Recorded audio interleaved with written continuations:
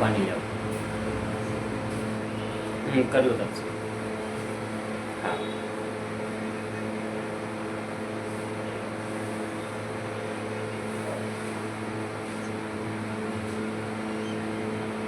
एक सेकंड रुकना।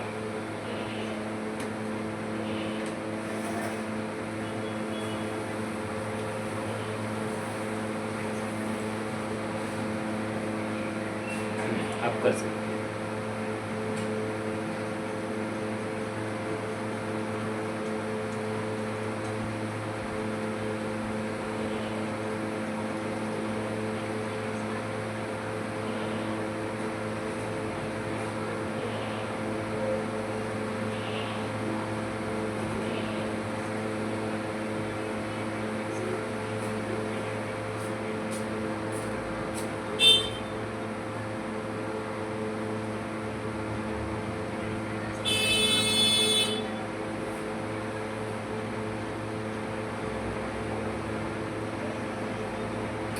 बिल्कुल धन्यवाद तापसी, आपने सही सवाल किया है। भारत को वास्तव में अपनी कहानी अब खुद कहनी पड़ेगी, क्योंकि देखिए अगर हम बात करें तो 1947 के बाद से जब भी पाकिस्तान और भारत के बीच जंग हुई तो दो तरफा जंग हुई।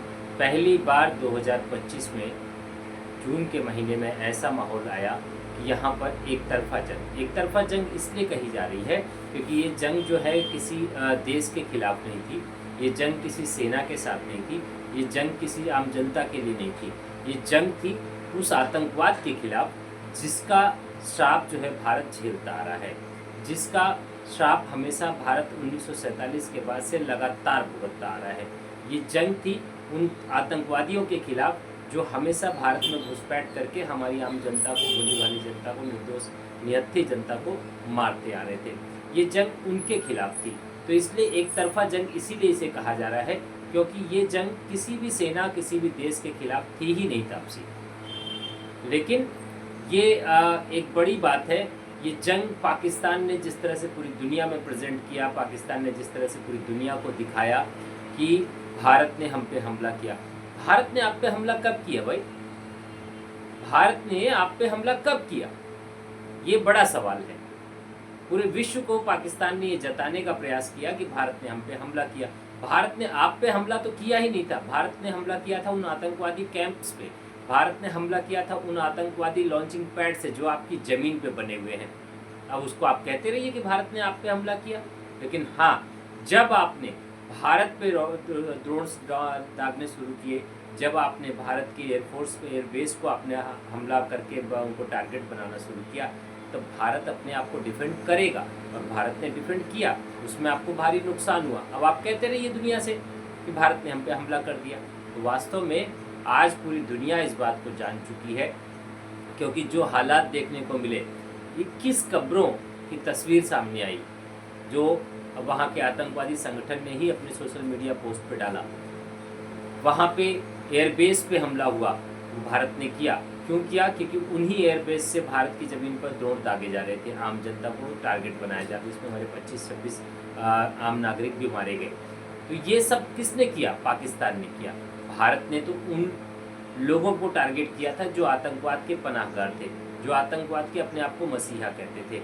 वो आम आदमी नहीं थे, आम जनता नहीं थी। हाँ, लेकिन इस तरह के टारगेट में एक दो आम जनता भी मारी जाती है, क्योंकि एकदम चुन के तो किसी को आमने सामने मारा नहीं गया। लेकिन इसका मतलब ये नहीं है कि आप जो है ये आरोप लगाएंगे कि भारत ने आप पे हमला किया। भारत ने आप पे कोई हमला नहीं किया था। भारत ने किया था आतंकवाद पे हमला, भारत ने किया था आतंकवादियों की उस पनाहगाह पर हमला, भारत ने किया था उन लॉन्चिंग पैड्स पे हमला जहां से आतंकवादी भारत के अंदर घुस के आके पहलगाम जैसी घटनाओं को अंजाम देते थे। तापसी,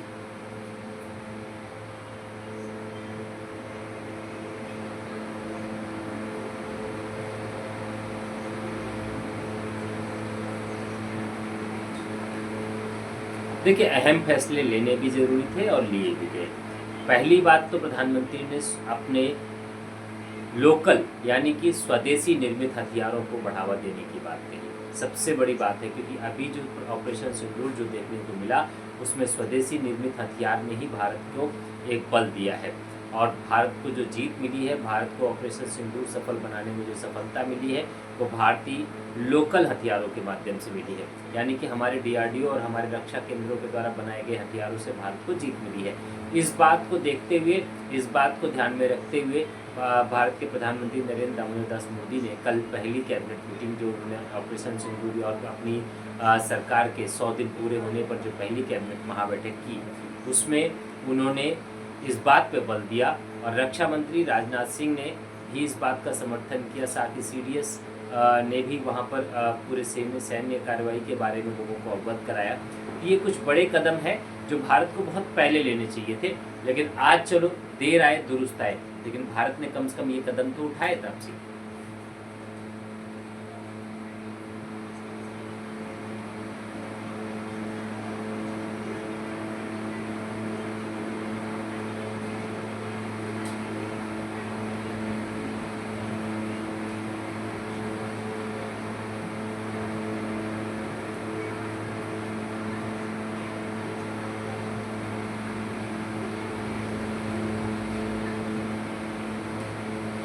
देखिए, तो राजनीतिक मुद्दा है, सीएम इस्तीफा देंगे कि नहीं देंगे, ये तो राजनीतिक मुद्दा है। लेकिन हम लोग एक पत्रकार के नाते अगर उस हालात का हम लोग जायजा लें, तो सबसे बड़ी बात है कि आईपीएल मैच में आरसीबी की जीत के बाद तो सभी सरकारों को, चाहे केंद्र रही हो चाहे राज्य सरकार रही हो, जब सभी सुरक्षा एजेंसियों को इस बारे में खबर मिल चुकी थी कि भारी संख्या में समर्थक मौजूद रहेंगे।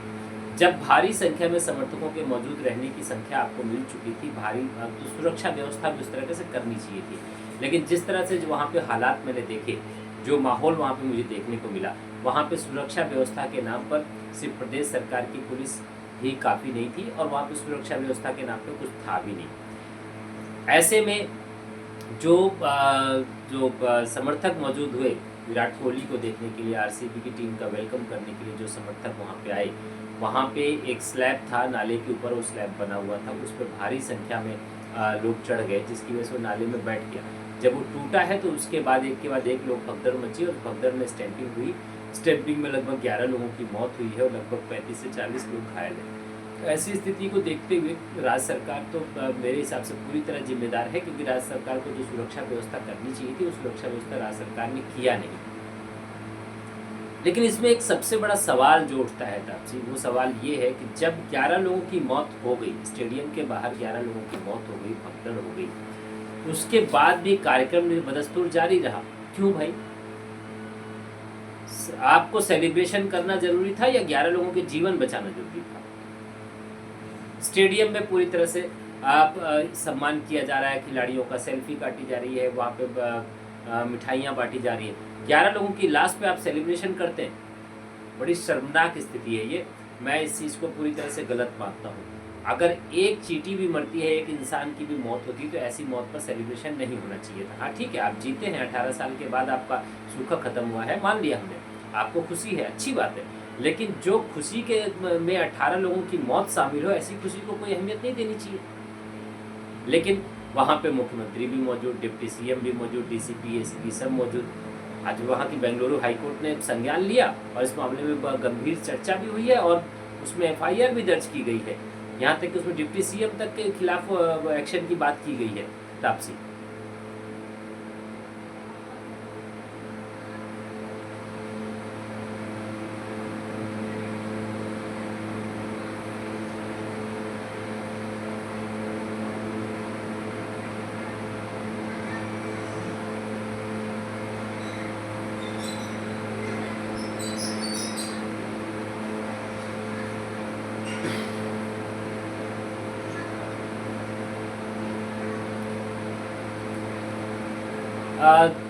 देखो तापसी, ये इसमें जिम्मेदार राज्य सरकार भी है, इसमें जिम्मेदार वो क्रिकेट एसोसिएशन भी है बेंगलुरु का, इसमें जिम्मेदार पुलिस प्रशासन भी है, इसमें जिम्मेदार DSP, SP, ACP, ADG, law and order जो भी थे, सब जिम्मेदार हैं। क्योंकि इनका जो कोऑर्डिनेशन होना चाहिए था, जो मैनेजमेंट होना चाहिए था, जिस तरह से वहाँ पे व्यवस्था रखी जानी चाहिए थी, वैसी कोई व्यवस्था वहाँ पे देखने को नहीं मिली है। हमने वीडियोस में देखे, हमने खुद भी वहाँ अपनी आंखें सामने देखे, कहीं कोई सुरक्षा व्यवस्था, कहीं कोई ऐसी व्यवस्था नहीं थी। टीम आ रही है और लाखों की संख्या में जो समर्थक थे वो मौजूद थे। आपने देखा होगा मुंबई वर्ल्ड कप के बाद मुंबई में भी एक रोड शो हुआ था, लेकिन वहाँ जिस तरह की व्यवस्था थी उस तरह के हिसाब से तो बेंगलुरु में कोई भी व्यवस्था देखने को नहीं मिली। दूसरी बात, जो आप पास की बात कर रहे हैं, ऑनलाइन वेबसाइट्स पे जब पास इशू होता है तो पास क्रैश, वेबसाइट का क्रैश होना लाजमी है, क्योंकि लाखों की संख्या में लोग एकत्रित हो रहे थे। उनकी कोई अनगिनत संख्या थी, सिर्फ सीरीज सिर्फ गिनने को मिल रहे थे, ना कि आप संख्या वहाँ गिन सकते थे। ऐसे में व्यवस्था जो थी ना, वो 10% भी व्यवस्था नहीं थी, 90% फेल्यूर रहा है व्यवस्था को लेकर। ऐसे में जिम्मेदार जो भी लोग हैं उनके खिलाफ मुझे लगता है कि सख्त सख्त कार्रवाई होनी भी चाहिए, और उन आगे का ये सबक लेना चाहिए कि ऐसी घटना दोबारा दोहराई ना जा सके। तापसी,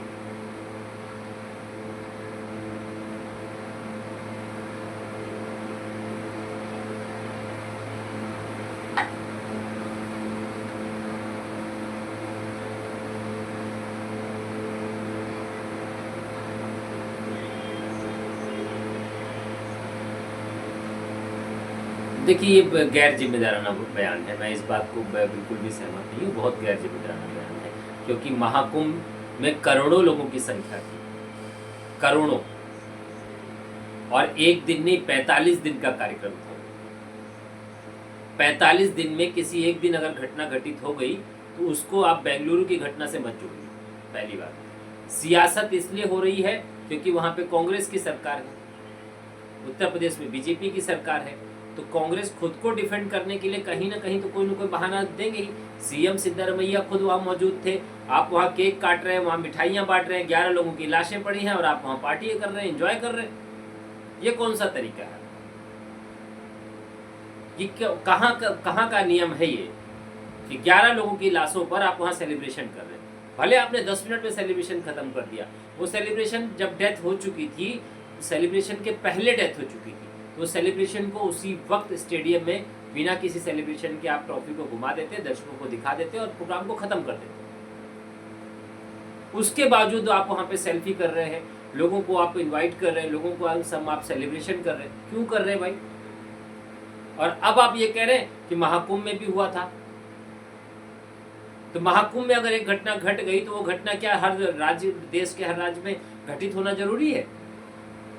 महाकुंभ में तो सुरक्षा व्यवस्था 45 दिन के लिए थी, 45 दिन में एक दिन घटना घटी, वो भी चंद बेवकूफियों की वजह से, किसी के अफवाह की वजह से, जिसका जांच भी चल रही है और हम सब उस चीज को देख भी रहे हैं। जो लोग उसके जिम्मेदार थे वो जेल भी पहुंच चुके, और 24 घंटे के अंदर एक्शन हुआ है। यहाँ 24 घंटा बीतने का आ रहा है, एक दूसरे पे आरोप प्रत्यारोप का दौर चल रहा है, कोई एक्शन नहीं हुआ अभी तक, ना कोई सस्पेंड हुआ, ना कोई गिरफ्तार हुआ, ना किसी पुलिस अधिकारी के ऊपर कोई एक्शन किया गया। सिर्फ सिद्धारमैया जी अपने ही डिफेंड करने में लगे पड़े हैं, ये कहने में बिजी है कि महाकुंभ में भी तो हुआ था। महाकुंभ में हुआ था तो इसका मतलब बेंगलुरु में भी होना चाहिए था क्या? फिर तो मुंबई में भी होना चाहिए था, फिर तो और भी दुनिया भर के आयोजन हो रहे हैं, वहां भी होना चाहिए था। ये एक गैर जिम्मेदाराना बयान है, मैं इससे सहमत नहीं हूं आपसे।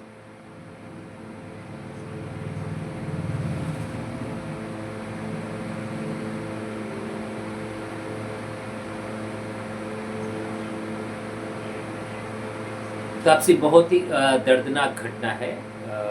ये कल शाम की घटना है, हजरत निजामुद्दीन से माफ़ी चाहता हूँ, वो इंदौर जा रहे थे ये लोग, और आगे जाकर उन्हें क्रिकेट खेलना था, और हजरत निजामुद्दीन से इन्होंने ट्रेन पकड़ी थी। 11 लोगों की टीम थी, पंजाब क्रिकेट एसोसिएशन की टीम थी ये, और उसमें जो क्रिकेटर थे उनकी तबीयत अचानक से बिगड़ गई, और तबीयत बिगड़ने की वजह से उन्होंने 139 हेल्पलाइन पे भी कॉल किया।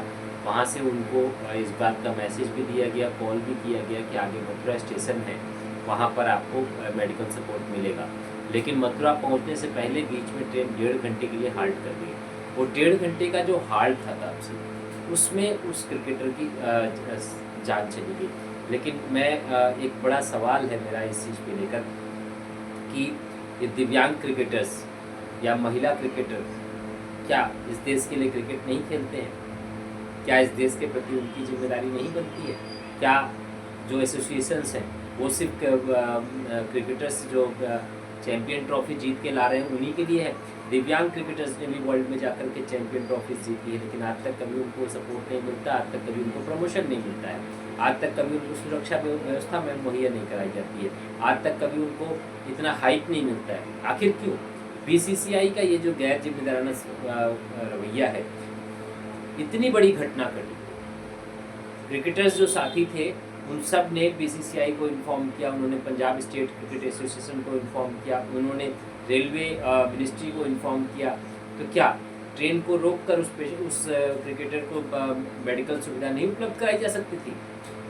हज़रत निजामुद्दीन से लेकर मथुरा के बीच में बहुत सारे छोटे छोटे स्टेशन पड़ते हैं, वहाँ पे ट्रेन को हॉल्ट किया जा सकता था, 1 मिनट हॉल्ट करके उनको उतारा जा सकता था, वहाँ पे डॉक्टर मेडिकल सुविधा उपलब्ध कराई जा सकती थी, लेकिन नहीं कराई गई और 1.5 घंटे का हॉल्ट बीच में दे दिया गया। 1.5 घंटे का हॉल्ट बीच में देने के बाद उस क्रिकेटर की मौत हो गई। ये बहुत ही दुखद घटना है और इस तरह का रवैया इस देश में अन्य स्पोर्ट्स के लिए बहुत ही गलत मैसेज गया है तापसी।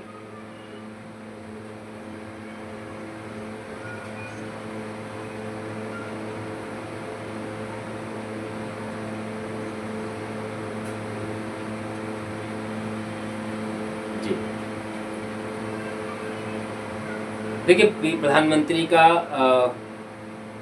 एक तरीका है और ऑपरेशन सिंदूर के बाद उन्होंने पूरे विश्व को एक चीज़ समझाने की कोशिश ही नहीं की, सफल भी रहे कि हम आतंकवाद के खिलाफ हैं, थे और रहेंगे।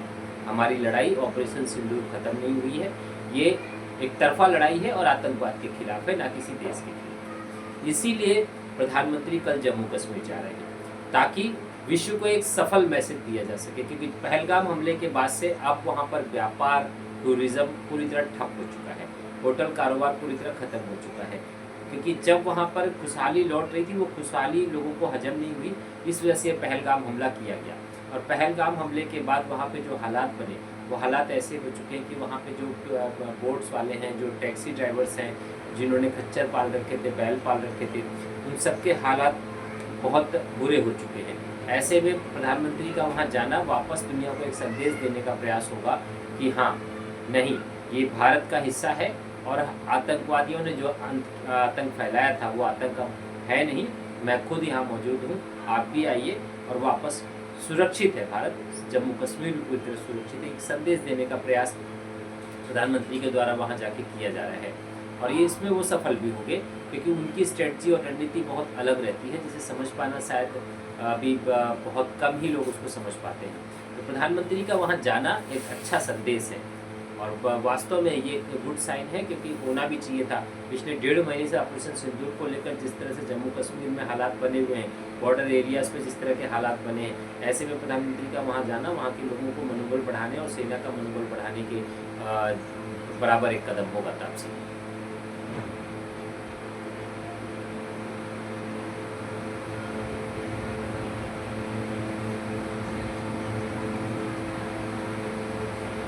बड़ी परियोजना है, उस परियोजना का इंतजार बहुत लंबे समय से हो रहा था, जम्मू कश्मीर से उधमपुर तक के लिए, और ये बहुत आवश्यक भी था जम्मू से श्रीनगर को जोड़ने के लिए, उधमपुर को जोड़ने के लिए, क्योंकि जम्मू कश्मीर के अंदर जो पर्यटन था या जो आने जाने का वैकल्पिक मार्ग था वो सिर्फ रोड का रास्ता था, ट्रेन की सुविधा बहुत कम थी। लेकिन एक बड़ी परियोजना जो एनडीए सरकार ने, यानी कि मोदी जी की सरकार ने किया था प्रयास, उसमें वो सफल रहे हैं और वो वहाँ जाकर उसका उद्घाटन करेंगे और जम्मू कश्मीर की धरती से विश्व को एक बड़ा संदेश देने का प्रयास करेंगे, जिसे आप भी देखेंगे और मैं भी देखूंगा, क्योंकि वो उनका तरीका ही ऐसा है।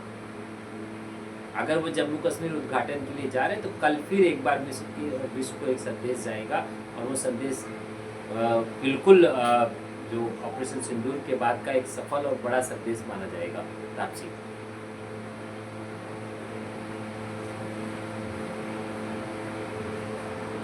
धन्यवाद।